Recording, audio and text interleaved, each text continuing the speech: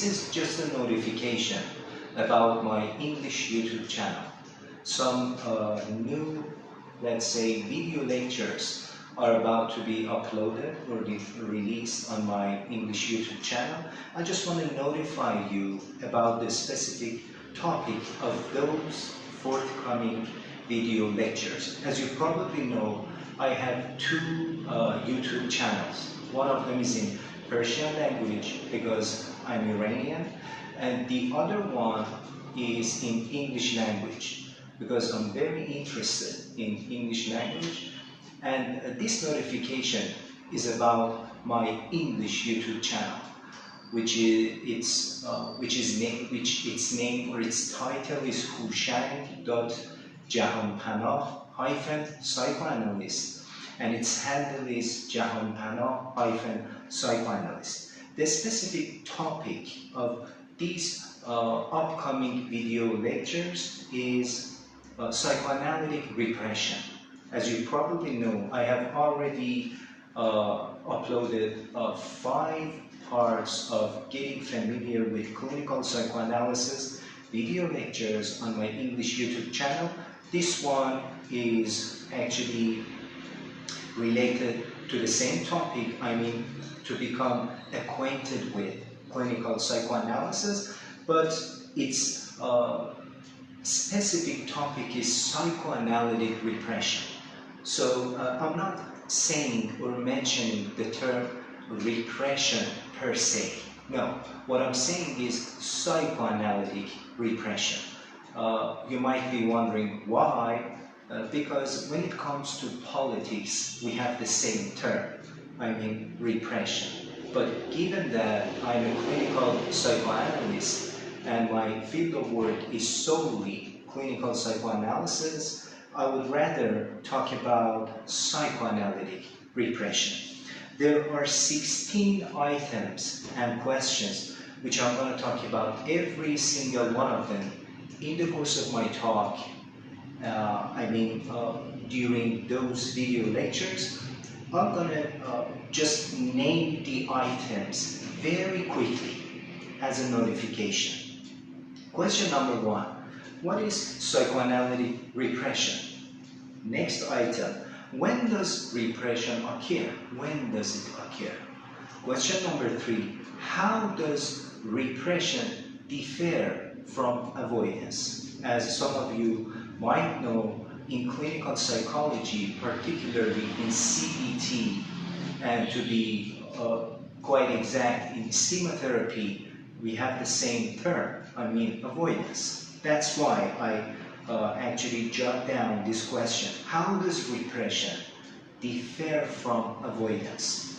Next one, what is to be turned away in repression? Because soon enough, I will bring up a definition of psychoanalysis. According to the late Sigmund Freud, he has brought up a description, very summarized description of psychoanalysis in his article, in his 1915 article. So based on that definition, this is the question. What is to be turned away? What is to be turned away? Next question. What does become subject to repression? Is it about anything? Is it about everything? So what does become subject to repression? Item number 6. What happens to the ideational content of the drive? Next item. What happens to the repressed energy invested in such ideational content? So we have 2 different things here, 2 different questions. One of them is about the ideational content of the drive, that is to say, the repressed content of the drive. However, the other one is about the amount of energy which is being connected on that ideational content. What happened to that repressed energy? Question number 8, or next item, is Is there such a thing as phylogenetic repression, phylogenetic variety of repression? So what I'm saying is not repression per se. This is a sort of repression. Is there such a thing as phylogenetic variety of repression? Item number 9. Let's see if I can find it. Item number 9.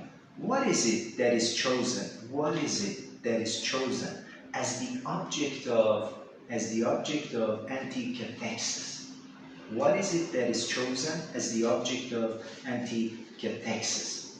Those of you who are not familiar with this jargon, I mean cathexis or counter-cathexis, anti-cathexis, if you just bear with me for some days, I will elaborate on every single term which I'm mentioning right now. Don't worry about the meaning of cathexis or anti-cathexis. Item number 10. Item number 10 or question number 10, because they are not listed. Question number 10. Here it is. How many phases? I'm going to talk about different phases of repression. It has got 3 phases. Just to name them very quickly: primal repression, phase number 2, repression proper, or it could be called after repression. And the last phase, which is the third one, is the returning of the repressed. So 3 phases of depression. I'm sorry, I just made a slip, because each time I say repression, it reminds me of depression. That's why I just made a slip. No problem, I stand corrected. 3 phases of repression will be talked about respectively. Item 11, based on an article under the title of Repression, a Critical Assessment and Update of Freud's 1915 paper, Professor Salman Akhtar has written this informative, very informative article under the title I just told you. Based on this article, there are 3 binary concepts or dual concepts pertinent to repression, and these binary concepts, I would rather to name them right now. Number 1, primal repression versus proper repression. Item number 2, or the second dual concept or binary concept, is number 2. Sorry for my delay, because I wrote them on several pages. The second binary concept is pushed down versus pulled under. So push down, which actually is done from the upwards, push down, versus pulled under. This is actually done from the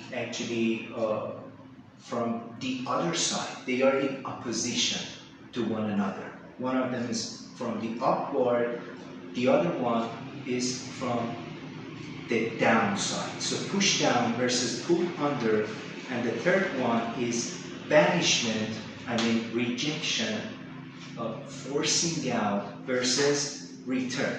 So 3 binary concepts. I'm going to name them, I'm going to repeat them all over again. Number 1 is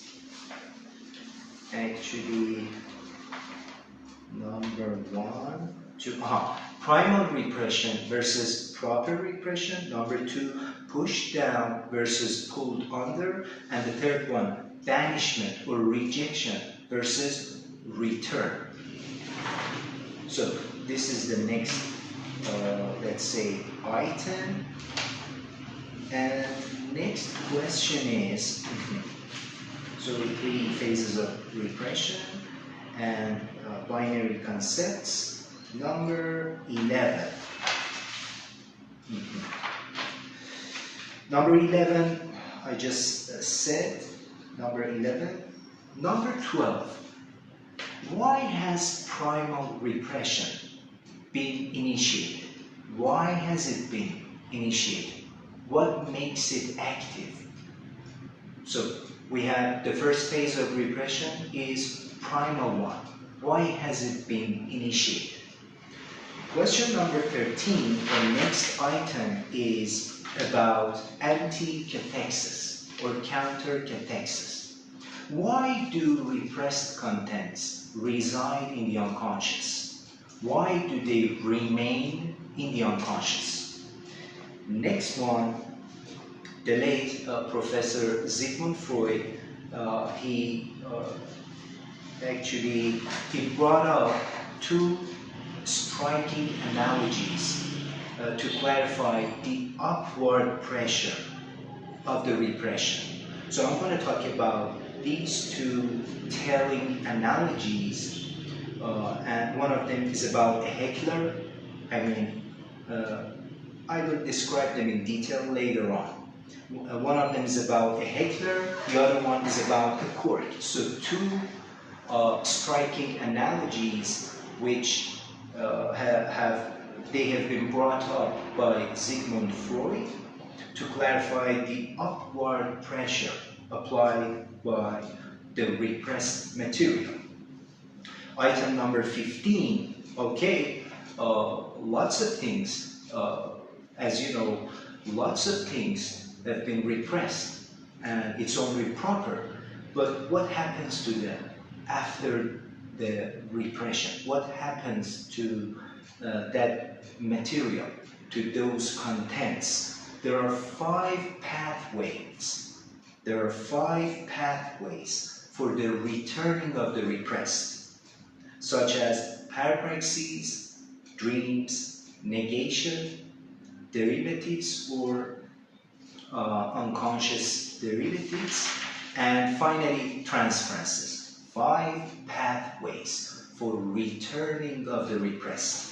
As I said, and the last item is about the repression in neurotic disorders. That is to say, anxiety hysteria, or in today's terminology, it is called phobia, conversion hysteria, and obsessional neuroses. So repression in neurotic disorders, anxiety hysteria or phobia, conversion hysteria, and obsessional neuroses. That's it for now. I just wanted to notify you prior to my new forthcoming English video lecture series, as I said on my YouTube channel. That's it, and see you soon.